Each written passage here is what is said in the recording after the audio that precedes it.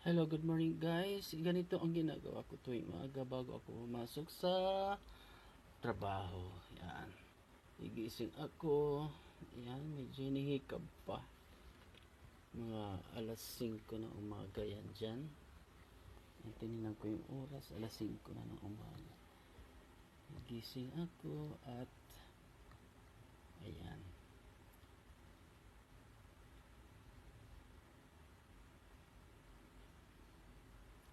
Pupunta sa labas at maghihilamos. So, kumuha ako ng sabon. Yung sabon ko medyo tunaw na. Kunti na lang, kawawa naman ako. Kunti na yung sabon ko. Wala nang budget. Hilamos muna tayo guys bago pumasok sa... bibili pala ako ng ano niyan. Ng tinapay. Kaya naghilamos muna ako. Kasi syempre nakakahiya naman guys kung lalabas ako na may muta. Kaya ayan, naghilamos muna ako. Pagkatapos niyan, syempre pupunas tayo ng mukha para hindi basa.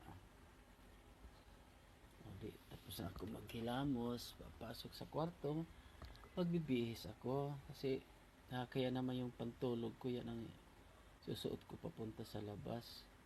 Ayan, kita pa yung puwet ko. Ano ba yan? Bulaklakin pa yung napili kong short. Okay ba yan? Okay na siguro yan. Ayan, kata t-shirt. Kita yung tiyan. Oh, ang laki pa ng tiyan. Ayan, okay na yan. Hindi na ako nagsuklay. Lalabas na ako. Tingnan ko muna yung pera ko kung kasya ba.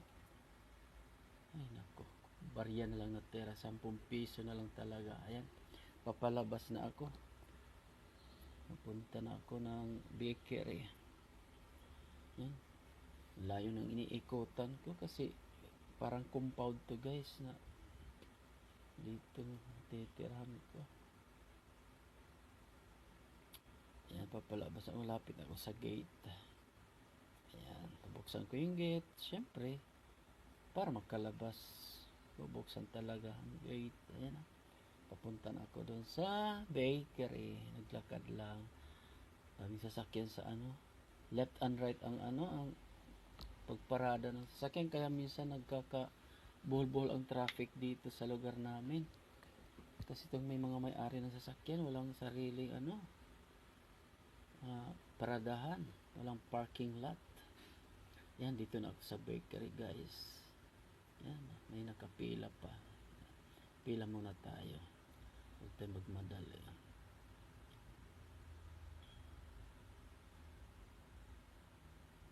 Ayan. Pero nagsabi na ako dyan na 10 piso lang na sa akin. Tapos ako na ang susunod. Ayan na. 10 piso. Tapos tinanong pa ako ng tindera kung para saan daw ang pagbibideo ko. Siyempre, alam naman para sa kanya, para sa akin. O diba? Tapos tinanong ko, bakit bawal ba?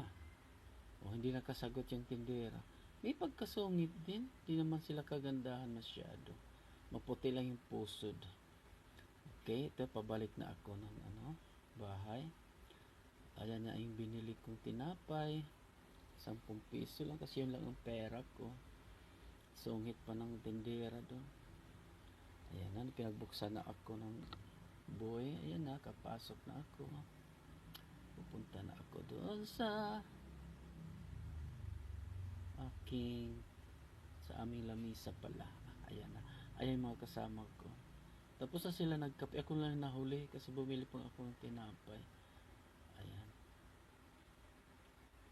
Tapos wala pa akong upuan. Buti na lang yung isang kasama ko kumuha ng upuan. Binigyan ako. Igtatawanan nila ako kasi kahit anong gawin ko, nakasunod ang camera. Ano ba yan?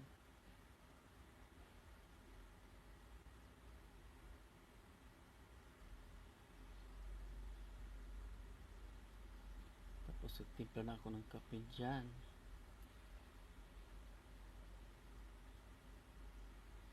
Natawa ako dyan kasi may nabanggit akong isang words na hindi ka nais-nais kaya natawa ako.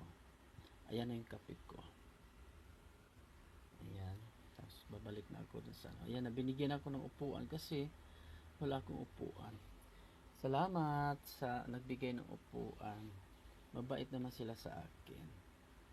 Kasi marunong din ako makisama sa kanila eh. Ayan, kakain akong tinapay. Hindi ko na sila binigyan tinapay kasi tapos na sila nagkape. At may tinapay naman sila. Ayan, hindi pa nila naubos. Sa akin, 10 piso lang, kulang pa nga sa akin yan. Ang liit pa ng tinapay. Sobrang mahal kasi ngayon ng harina guys. Kaya, mo naman yung tinapay, ang liit na.